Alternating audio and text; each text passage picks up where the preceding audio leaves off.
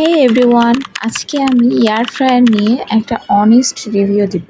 আসলে ফেসবুকে ঘুরলেই দেখা যায় যে এয়ার ফ্রায়ারের এত রিভিউজ, এত পজিটিভ রিভিউজ, বাট আমি সেই রিভিউজ দেখে কিনেছিলাম। আজকে আমি এটা সম্পর্কে একদম ট্রু একটা রিভিউ দিব যে কী করা যায়, কী হয় না।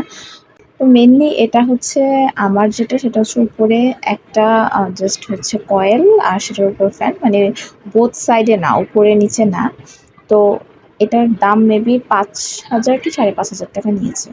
তো আমার যদি উপরে এবং নিচে দুই সাইডে নিতে হয় তাহলে আমাকে দাম অনেক বেশি পড়বে, ডাবলের মতো। তো আমার কাছে মনে হয়েছে যে যদি আমি বেশি দাম দিয়ে কিনি তাহলে আমি কেন ইলেকট্রিক ওভেনটা কিনবো না।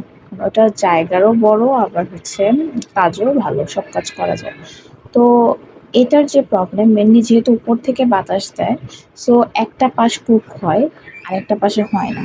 যেমন আমার পিৎজার ভিডিওগুলো যেটা দেখছেন সেগুলো হচ্ছে চুলায় করা, আমি খুব ভালো চুলায় পিৎজা বেক করতে পারি। বাট এখানে আসলে এয়ার ফ্রায়ারে যে প্রবলেম সেটা হচ্ছে উপর দিয়ে যা দেই টপিংস সব পুড়ে যায় বা ওভার হয়ে যায়, বাট নিচে দিয়ে ডোটা একদম কাঁচা থেকে যায়, যার কারণে কখনোই পিৎজা আমার এয়ার ফ্রায়ারে হয় নাই।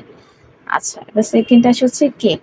কেকের ক্ষেত্রে মোটামুটি যদি আমি এক ডিমের করি বা কাপকেক টাইপের করি সেটা হয়, আপনারা ভিডিওতে দেখেছেন। বাট হচ্ছে অনেক বড় কেক হবে না, মিডিয়াম কেক পর্যন্ত হয়। আচ্ছা, সেকেন্ড হচ্ছে যেটা মেইনলি আমরা সবাই কনসার্ন থাকি যে আমাদের তেল ছাড়া জিনিসগুলো ফ্রাই হওয়া।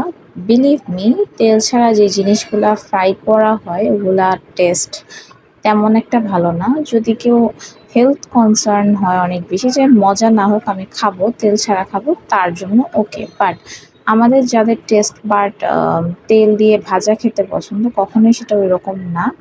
একমাত্র বেকিংয়ের যে বিষয়টা, সেই জিনিসগুলো পসিবল, মানে বেক করে আমরা যেসব জিনিস বানাই। তো বেকিংয়ের জন্য তো আমরা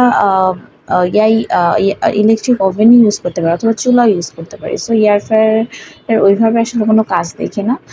আর হচ্ছে আমার কাছে আসলে আমি জানি না, ইন ফিউচার হয়তো ছোট বেবি যে আছে ওকে হয়তো খাওয়ানোর জন্য যে বিভিন্ন জিনিস মেক করতে পারি, তো সেটা অন্য বিষয়। বাট এখন অ্যাডাল্ট যারা আমরা আছি তাদের আসলে তাদেরকে খাওয়ানোর জন্য যিনি ওইরকম আমার কাছে টেস্টি লাগে না। এটা দিয়ে আমি বারবিকিউ করছি, ভালো, ওইটা মোটামুটি ভালো। কেন কেন ভালো, কারণ হচ্ছে আমরা ওই যে কয়লা দিয়ে পুড়িয়ে, ওটা অনেক টাইমের ব্যাপার প্লাস কষ্টকর। বাট এই ক্ষেত্রে এই এয়ার ফ্রায়ারে কাজ হয়। সো